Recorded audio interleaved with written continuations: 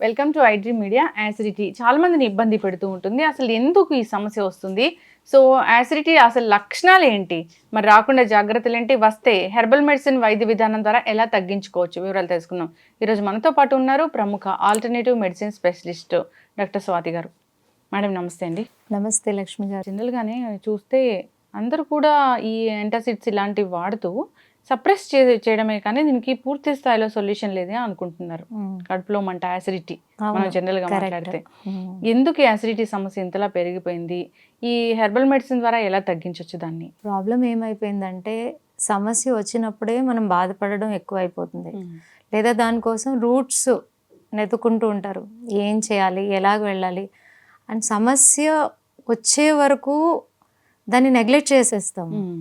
వచ్చిన తర్వాత మనకి ఎలా కావాలంటే రిజల్ట్స్ ఇమీడియట్గా ఏదో ఒకటి దొరకాలి, వెంటనే ఈ ప్రాబ్లం సాల్వ్ అయిపోవాలి అని. సో అలాగే ఏది సాధ్యం లేదండి. అది ఏ హెల్త్ ఇష్యూ అయినా కూడా. దాంట్లో యాసిడిటీ అనేది ఇప్పుడు మీరు ఇంట్లో 5-10 మంది ఉన్నారనుకోండి, మినిమం 50% ఇంట్లో 5 ఉంటే 3 కన్నా యాసిడిటీ ఇష్యూస్ ఉంటున్నాయి. అసలు యాసిడిటీని ఎలా చూడాలనేది కూడా చాలా వరకు తెలియదు. ఒకసారి యాసిడిటీనే ఇంకేదో అనారోగ్యం ఉంది అనుకుని వరీ అయిపోతారు. యాసిడిటీలో కూడా చెస్ట్ పెయిన్ వస్తుంది. సో వాళ్ళు ఎలాగనుకుంటారంటే హార్ట్ ఇష్యూ ఏమో అని కూడా వరీ అయ్యే ఛాన్సెస్ ఎక్కువ ఉంటుంది. కానీ చాలామందికి తెలియదు క్రానిక్ యాసిడిటీ అనేది సమ్ టైమ్స్ హార్ట్ అటాక్కి, హార్ట్ రిలేటెడ్ ఇష్యూస్కి కూడా ఒక కారణంగా మారిపోతుంది. అసలు యాసిడిటీ అనేది ఎలాగ తెలుసుకోవాలి అనేది కొంచెం మనం దాని గురించి మాట్లాడదాం. ఎలాగంటే చాలామందికి బర్పింగ్ వస్తూ ఉంటుంది, బాగా తేపులు వస్తూ ఉంటాయి. కొంతమందికి ఏమో పొట్ట బాగా ఉబ్బిపోతుంది, కొంతమంది గ్యాస్ని బాగా పాస్ చేస్తారు, కొంతమంది గుండెలో బాగా మంటగా అనిపిస్తూ ఉంటుంది, గాబరాగా అనిపిస్తూ ఉంటుంది. అండ్ ఒక పించ్డ్ పెయిన్ మన చెస్ట్ ఏరియా అంతా పాస్ అవుతున్నట్టుగా అనిపిస్తుంటుంది. కొంతమందికి యాసిడిక్ లెవెల్స్ పెరగంగానే హెడేక్ వస్తుంది, తల పట్టేసినట్టు ఉంటుంది. ఇలాగ రకరకాల సిమ్టమ్స్. ఇది చెప్పడానికి ఒక యాసిడిటీయే, కానీ ఎన్ని ప్రాబ్లమ్స్ చూడండి తెలియకుండానే. కానీ ఇవన్నీ కామన్, అందరికీ ఒకేలాగా ఉండవు, మారుతూ ఉంటుంది. కొంతమందికి మార్నింగ్ టైంలో ఎక్కువ యాసిడ్ రిఫ్లెక్సెస్ ఉంటాయి, కొంతమందికి మధ్యాహ్నం, కొంతమందికి పడుకునేటప్పుడు చాలా ఇబ్బంది పడుతూ ఉంటారు. సో ఎందుకంటే వాళ్ళ బాడీలో ఏదైతే ఫంక్షనింగ్ జరుగుతుందో, ఏదైతే ఇబ్బంది అనేది ఏర్పడి ఉంటుందో ప్రతి ఒక్కరికి వేరువేరుగా ఉంటుంది. సో మనకి ఆ రూట్ అనేది మనం తెలుసుకోవాలి, చాలా ఇంపార్టెంట్. అప్పుడే దీనికి ఒక సొల్యూషన్ అనేది వస్తుంది. సో ఇవన్నీ సిమ్టమ్స్. సో గ్యాస్ట్రిక్ సిమ్టమ్స్ని పక్కన పెడితే అసలు గ్యాస్ట్రిక్ ఎందుకు వస్తుంది అనేది కూడా చాలా ముఖ్యం. అంటే ఇంతకుముందు లేదు. సో నాకు ఇప్పుడు ఈ మధ్య కాలంలో నెల నుంచో, 2 నెలల నుంచో, 3 నెలల నుంచో, లేకపోతే 2-3 ఏళ్ల నుంచో కూడా ఈ ప్రాబ్లం నుంచి సఫర్ అయ్యే వాళ్ళు ఉంటారు. సో వాళ్ళు గమనించుకోవాల్సినటువంటి సిమ్టమ్స్ ఇవి. ఇప్పుడు నేను ఏదైతే సిమ్టమ్స్ని చెప్తున్నానో వాళ్ళకి తెలిసిపోతుంది ఎప్పుడైతే ఈ కన్వర్జేషన్ని వింటారో, ఓ నేను కరెక్ట్ ఇక్కడే తప్పు చేశాను అనేది. సో అప్పుడు సరిదిద్దుకోవాల్సిన తప్పు ఆ పర్టిక్యులర్ పర్సనే, అప్పుడే వాళ్ళకి ఆ రిజల్ట్ వస్తుంది. దీనికి ఎలాగంటే చాలా మంది చూడండి, ఫస్ట్ రీజన్ ఏంటంటే బాగా స్పైసీ ఫుడ్ తింటూ ఉంటారు. మనకి చాలా రుచులు, మనం తీసుకునే ఆహారంలో 6 రుచులు ఉన్నాయి, కానీ దాంట్లో ఎక్కువ స్పైసీగా తింటారు, కారం కారంగా తింటూ ఉంటారు. వాళ్ళకి అసిడిటీ వచ్చేటటువంటి అవకాశం ఎక్కువ ఉంటుంది. సెకండ్ థింగ్, స్ట్రెస్ బాగా తీసుకుంటూ ఉంటారు. చిన్న చిన్న విషయానికి బెంగపడిపోవడం, ఏడవడం, కోపగించుకోవడం, చికాకు పడడం, ఇవన్నీ ఎప్పుడైతే కంటిన్యూస్గా ఉంటాయో అలాంటి వాళ్ళకి కూడా అసిడిటీ వచ్చే ఛాన్స్ ఉంటుంది. అట్లా ఉంటుందా? అంటే ఇది సైకలాజికల్ ఎమోషన్కి మన ఫిజికల్గా ఏదైతే ఫంక్షనింగ్ ఉంటుందో దానికి రెండిట్లకి చాలా డీప్ రిలేషన్ ఉంటుంది. సో వాళ్ళకి వచ్చే ఛాన్సెస్ ఎక్కువగా ఉంటాయి. అంటే మనం ఫుడ్ తింటేనే అలా వస్తుందేమో అనుకుంటాం, అలాగేముండదు. ఎమోషన్ కూడా ఒక రీజన్. అండ్ కొన్ని మెడికేషన్స్, కొన్ని హెల్త్ ఇష్యూస్ ఉంటాయి, దానివల్ల కొన్ని మెడిసిన్స్ని తీసుకుంటూ ఉంటారు. వాళ్ళకి కూడా కంపల్సరీ దాని సైడ్ ఎఫెక్ట్స్ అసిడిటీ వచ్చే అవకాశం ఎక్కువగా ఉంటుంది. డయాబెటీస్ తీసుకోండి మీరు, వాళ్ళకి ఎక్కువగా ఉంటుంది. అలాగే అరుగుదల సమస్య ఉన్న వాళ్ళందరికీ కూడా ఏదైతే తీసుకుంటారో మెడిసిన్స్, దాని సైడ్ ఎఫెక్ట్స్ ఉంటాయి. సో ఇదొక రీజన్. అలాగే చాలామందికి అలవాటు పొద్దున్నే లేవంగానే ఖాళీ పొట్టతో కాఫీ టీ తాగుతూ ఉంటారు. ఫస్ట్ ఎంటీ స్టమక్లో వాళ్ళకి ఎక్కువ అవకాశం ఉంటుంది. అలాగే ఒక మార్నింగ్ ఎంటీ స్టమకే కాదు, చాలామంది ఒక అలవాటు, ఇప్పుడు హ్యాబిట్, డ్రింకింగ్ స్మోకింగ్ ఎలాగో కాఫీ టీ కూడా అలాగే హ్యాబిట్ అయిపోయింది అందరికీ. కొంతమంది మార్నింగ్ నుంచి ఈవినింగ్ లోపల 6 to 8 to 10 టైమ్స్ కూడా కాఫీ టీ తీసుకునే వాళ్ళు ఉన్నారు. ఇవన్నీ మన గ్యాస్ట్రిక్ లెవెల్స్ని చాలా ఇబ్బంది పెడుతుంది. ఇంకొకటి చాలా ఇంపార్టెంట్ పాయింట్, ఫాస్టింగ్. చాలామంది ఫాస్టింగ్ ఎందుకు చేస్తారు చెప్పండి? ఏదో మంచి జరుగుతుంది, డీటాక్స్ అవుతుంది, ఫాస్టింగ్ ఉంటే అసలు మనకి ఏ జబ్బులు రావు అని చేస్తారు కదా. ఫాస్టింగ్ చేయడానికి కూడా ఒక రూల్స్ అండ్ రెగ్యులేషన్స్ ఉన్నాయి. అది మనం ఎప్పుడైనా ఇంకొక వీడియోలో మాట్లాడుకుందాం. అయితే మార్నింగ్ బ్రేక్ఫాస్ట్ స్కిప్ చేసేస్తారు కొంతమంది, లేదా కొంతమంది ఆఫ్టర్నూన్ స్కిప్ చేసేస్తారు. చాలామంది ఇప్పుడు ఏం చేస్తున్నారు, మార్నింగ్ హెల్తీగా ఉండాలని ఏదో ఒక ప్రోటీన్ తీసేసుకుంటారు, మళ్ళీ ఈవినింగ్ 6-7 వరకు ఫుడ్ అనేది ఏది తీసుకోరు. ఇవన్నీ కూడా మన గ్యాస్ట్రిక్ లెవెల్ని ట్రిగర్ చేస్తాయి. సో వీటిలో చాలా జాగ్రత్తగా ఉండాలి మనము. సో ఎప్పుడైతే ఇలాంటి పద్ధతులు ఆల్రెడీ గ్యాస్ట్రిక్ లేని వాళ్ళకి ఇవన్నీ చేయడం వల్ల వస్తుంది, లేదు ఆల్రెడీ మాకు గ్యాస్ట్రిక్ ప్రాబ్లమ్స్ ఉన్నాయి అనేవాళ్ళు, ఇప్పుడు నేను చెప్పినవి ఏదైతే వాళ్ళు అంటే బేసిక్గా వాళ్ళు ప్రాక్టీస్లో ఉందో అటువంటి వాళ్ళు ఇవన్నీ జాగ్రత్త పడాలి. అప్పుడే దీనికి ఒక సొల్యూషన్ వస్తుంది. ఇంకొకటి ఏమైపోతుందంటే, ఈ గ్యాస్ట్రిక్ని ఎప్పుడైతే నెగ్లెక్ట్ చేస్తారో it will lead to some chronic other health ailments.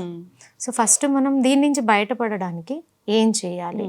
So they have to change their habits, proper ఫుడ్ని తీసుకోవడం అలవాటు చేసుకోవాలి. అన్ని రకాల షడ్రుచుల్ని మనము పర్సంటేజ్ ఎంత తీసుకోవాలో అలాగుండి అన్నీ తీసుకోవడానికి ప్రయత్నించాలి. సో ఇది చేయాలి.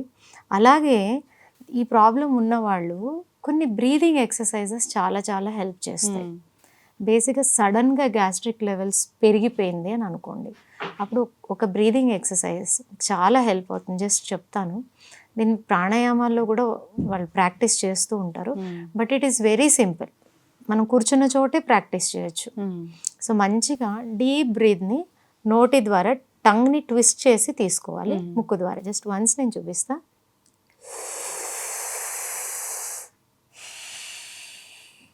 ఓకే, ఇలాగా మార్నింగ్ ఒక 5 minutes, ఆఫ్టర్నూన్ ఒక 5 minutes, ఈవినింగ్ ఒక 5 minutes చేస్తే అప్పటికప్పుడే యాసిడిక్ లెవెల్స్ చాలా క్రానిక్గా పెరిగిపోయి ఉంటుంది చూడండి, వాళ్ళకి ఇమ్మీడియట్గా రిలాక్స్ అవుతుంది. సచ్ ఎ వండర్ఫుల్ టెక్నిక్, ఇది వాడాలి. అండ్ ఈ ప్రాబ్లం ఉన్నవాళ్ళు ఏం చేయాలి అంటే, time to time first food, sleep, అదన్నీ అనారోగ్యాలకి ఇది వర్తిస్తుంది. And water minimum 8 to 8 glasses of water నుంచి ఒక 3 liters వాటర్ అనేది మనం రెగ్యులర్గా తీసుకోవడానికి ప్రయత్నించాలి. అప్పుడు ఇలాంటి ఇబ్బందులు అనేది అస్సలు రాదు. అండ్ చాలా బెస్ట్ రెమెడీ చెప్తాను దీనికి. మనకి అల్లం ఉంది, మనకి ఈజీగా అవైలబుల్. సో డైలీ అల్లంని చిన్న ముక్కలుగా చేసేసి కొంచెం లెమన్ అండ్ సాల్ట్ వేసి డైలీ 1 to 2 spoons, చిన్న ముక్కలు కదా ఒక ఇంత, ఓకే. సో దాన్ని రెగ్యులర్గా ఫుడ్లో తీసుకోవాలి, లంచ్తోని డిన్నర్తోని. It's very very good. And అలాగే గ్యాస్ట్రిక్ మీకు క్రానిక్ అవనివ్వండి, అక్యూట్ అంటే ఇప్పుడిప్పుడే స్టార్ట్ అయింది, క్రానిక్ అంటే చాలా ఏళ్ల నుంచి ఉంది, వీళ్ళిద్దరికి చాలా హెల్ప్ అయ్యే హోమ్ రెమెడీ ఏంటంటే సోంపు. రోజు ఒక 2 spoons ఆఫ్ సోంపుని బ్రేక్ఫాస్ట్, లంచ్, డిన్నర్ అయిపోయిన తర్వాత మంచిగా చీవ్ చేసి ఆ జ్యూస్ని తీసుకోవడం వల్ల కూడా చాలా మంచి రిజల్ట్ ఉంటుంది. చాలా వరకు జస్ట్ ఈ హోమ్ రెమెడీస్ని ఫాలో అవడం ద్వారా ఈ ప్రాబ్లమ్ని క్యూర్ చేసేసుకునేటటువంటి అవకాశం ఎక్కువగా ఉంటుందన్నమాట.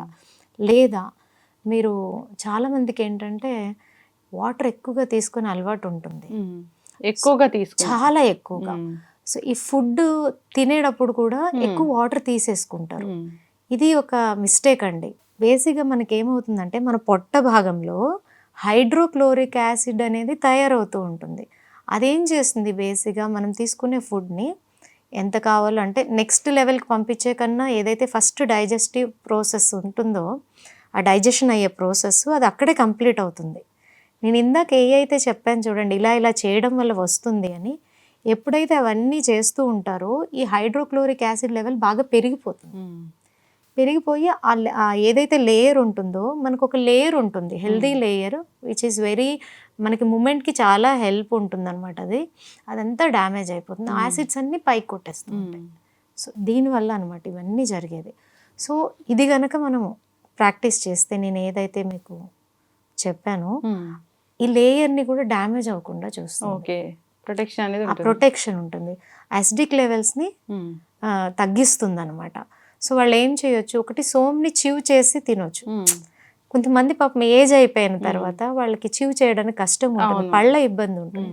వాళ్ళు ఏం చేయొచ్చు, మంచిగా ఒక గ్లాస్ ఆఫ్ వాటర్లో 2 స్పూన్స్ సోంపు వేసి మంచిగా బాయిల్ చేసి ఆ వాటర్ని సిప్ చేయొచ్చు. సేమ్ వాటర్ని భోజనం చేసేటప్పుడు మధ్య మధ్యలో కూడా కొంచెం సిప్ చేయడం వల్ల వాళ్ళకి ప్రాబ్లం అంతా సాల్వ్ అవుతుంది.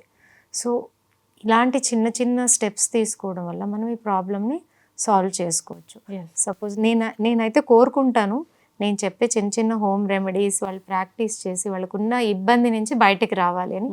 అప్పుడు కూడా వాళ్ళకి సొల్యూషన్ రాకపోతే definitely they can come and meet me in our centre, Rudra healing centre, KPHPలో ఉంది. So they can contact on this number 7416924463. ఖచ్చితంగా అండి. సో హెర్బల్ మెడిసిన్ అనేది చాలా బాగా పనిచేస్తుంది ఇలాంటి వాటికని చెప్తూ ఉంటారు. అవును, ఇప్పుడు ఎందుకు అని చెప్తాను. బేసిక్గా యాసిడిటీ ప్రాబ్లం ఉన్న వాళ్ళు ఏం చేస్తారు, యాసిడ్ రిఫ్లెక్సెస్ బాగా ఎక్కువైనప్పుడు యాంటాసిడ్స్ తీసేసుకుంటారు. డైజిన్ అను, ర్యాంటాక్ అను, ఓమేజ్ అను డిఫరెంట్గా తీసుకుంటారు. తీసుకున్నప్పుడు మీకు కాసేపు ఇమ్మీడియట్గా అది శాంతం అయిపోతుంది, మళ్ళీ రిపీట్ అయిపోతుంది. అంటే దానివల్ల అదర్ ప్రాబ్లమ్స్ కూడా వచ్చే అవకాశాలు ఎక్కువగా ఉంటాయి. దాని బదులు మీరు హర్బ్స్ తీసుకుంటే మీకు సైడ్ ఎఫెక్ట్స్ ఉండవు, అలాగే మీకు ఉన్న ప్రాబ్లం రూట్ మీద పనిచేస్తుంది. ఎలాంటి ఇష్యూ అయినా కూడా ఈజీగా మనం దాన్ని తగ్గించడానికి అవకాశం ఎక్కువ ఉంటుంది అన్నమాట. ఖచ్చితంగా డాక్టర్ గారు చాలా చక్కగా చెప్పారండి. సో నిజంగానే ఈ యాంటాసిడ్స్ ఇలాంటివి వాడడము లేదా రకరకాల టాబ్లెట్స్ అనేవి వాడడము అప్పటి వరకు సప్రెస్ అవుతూ ఉంటుంది అంతే. సో తగ్గినట్లే తగ్గుతుంది కానీ అది తగ్గదు పూర్తి స్థాయిలో. సో ఆబ్వియస్లీ మనం లైఫ్ స్టైల్ కూడా చేంజ్ చేసుకోవాలి, మీరు అన్నట్లు ఆహార నియమాలు పాటించాలి. సో అంతేకాదు స్ట్రెస్ లేకుండా ఉండాలి. సో మనసుకి గట్టికి సంబంధం ఉందంటే ఇదేనేమో. ఖచ్చితంగా ఈ జాగ్రత్తలు తీసుకోవాలని కోరుకుందాం. మీరు చెప్పిన చిట్కాలు అయితే చాలా బాగున్నాయి. సోంపు టీ అనేది చాలా మంది ఇష్టంగా తీసుకుంటూ ఉంటారు. ఈవెన్ మీరు గ్యాస్ట్రిక్ ఒకటే కాదండి, మీరు సోంపు టీ తాగిన వాళ్ళకి కాన్స్టిపేషన్ క్యూర్ అయిపోతుంది. హోటల్స్ కి అలా వెళ్ళినప్పుడు కూడా అక్కడ సోంపు అనేది అవునవును. సో దాని అర్థం ఇదేనేమో. ఇంతకు ముందు కూడా మన ఓల్డెన్ డేస్ లో ఫుడ్ అవ్వగానే వాళ్ళు కిళ్ళి అని తయారు చేసుకుని తినేవాళ్ళు. దాంట్లో కంపల్సరీ వాళ్ళు కొంచెం లైట్ గా న్యాచురల్స్ ఉన్నాం, ఈ సోంపు వేసుకుని కొంచెం గుల్కంద్ ఉంటుంది. గుల్కంద్ కూడా చాలా మంచిది డైజెషన్ కి. ఇవి రెండే పెట్టుకుని వాళ్ళు తినేవాళ్ళు కంటిన్యూస్ గా. ఇప్పుడు మనం ఏం చేస్తున్నాం, ఫుడ్ తినగానే we're having this Coke, Pepsi, అవునా కదా. సో అవన్నీ ఇంకా ఏం చేస్తాయి, లేయర్ అండ్ డ్యామేజ్ చేసి ఇలాంటి ఇష్యూస్ అన్నీ పెంచుతాయి. So small changes which gives you, మీకు ఒక మంచి హ్యాపీ ఆనందమైన సంతోషమైన లైఫ్ ఇస్తుంది అన్నప్పుడు మనం ఎందుకు దాన్ని జస్ట్ మార్చుకోకూడదు. తగ్గని వాటిల్లో తగ్గని ఇబ్బందుల్లో ఈ యాసిడిటీ అనేది చాలా పెద్దది. సో దాన్ని హెర్బల్ మెడిసిన్ ద్వారా తగ్గించవచ్చు 100%. మీరు అన్నట్లుగా కాంటాక్ట్ చేయాలని కోరుకుందాం ఇబ్బంది పడుతున్న వాళ్ళు.